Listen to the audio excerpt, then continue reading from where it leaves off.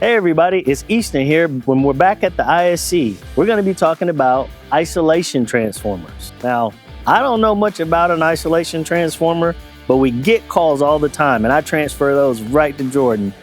And Jordan's going to be here, and he's going to help explain what this is and why we actually need it. All right, so this is the Hubble Marine 50 amp isolation transformer. Basically, it doesn't get used in an RV at all. It gets used in boats. But what it does is actually, when you have it installed on the boat, whatever you got coming in from the shore power side, this transformer actually remakes the power on the back side of the transformer into the boat. A lot of times on a boat, especially in the newer marinas or where they're doing like repowers of marinas, they're changing out pedestals, and the pedestals are going to the newer ELCI style or the GFCI style. And you get these older boats or even newer boats, but they've got problems on board where they got a neutral to ground bond somewhere, whether it be a stove or a water heater or somewhere in the boat. Then that basically that creates like a leakage path from the boat back to the shore power, and it does so through the water. So if you were to be out swimming behind the houseboat at the dock, you could easily get shocked by that leakage path that was running back to the dock. So what this does is actually remakes that power on the back side of it so that you eliminate that path back. Instead, the power is being made right here on board the boat on the back side of the transformer. So how do people know if they actually need one of these or not in their boats? It's not necessarily we get calls or people like, hey, I just want to order an isolation transformer. Yeah, that does happen.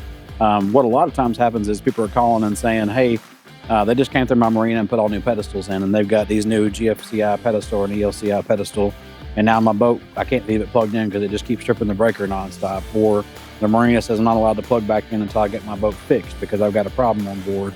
And whether that be they've either already spent some money having an electrician trying to find this problem and they can't find it, or they just want to know, how can I solve this problem quickly? Well, this is almost the solution to that problem, really.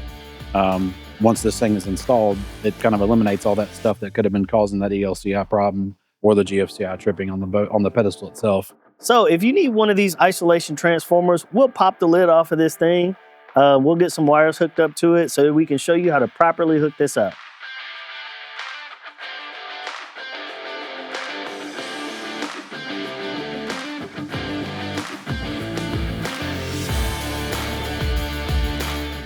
We recruited our boating expert to come help us read these directions because these directions, they're a little iffy for me that somebody's never installed one of these.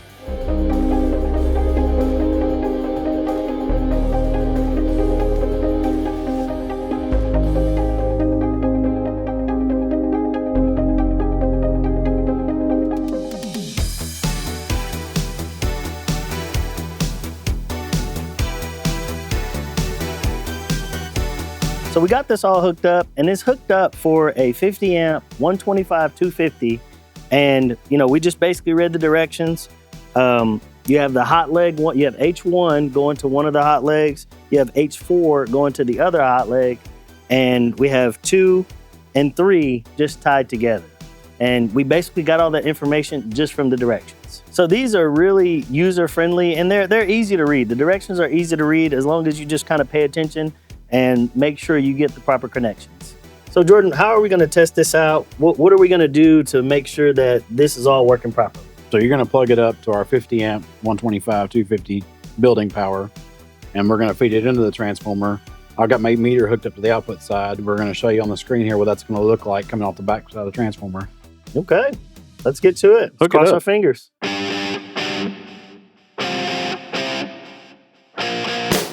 All right, so now that we got it all hooked up, we got it powered up, I've got my meter connected to it, and I've got my app for my meter turned on, so we can see what's going on here. And so you can see that between the two legs, we're getting a good 220 volts out of that. So that's going to be nice to be able to get your correct voltage out of this transformer. So you can see this is a pretty user-friendly setup. Everything is right here on the directions.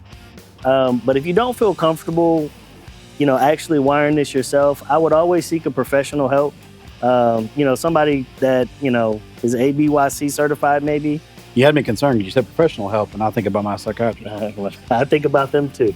So if you have any ideas for any kind of RV, electrical, boating, any kind of thing that, we specialize in, just leave us a comment below saying, what you want to see. Please like, subscribe. It helps us a lot to produce these videos. Until next time.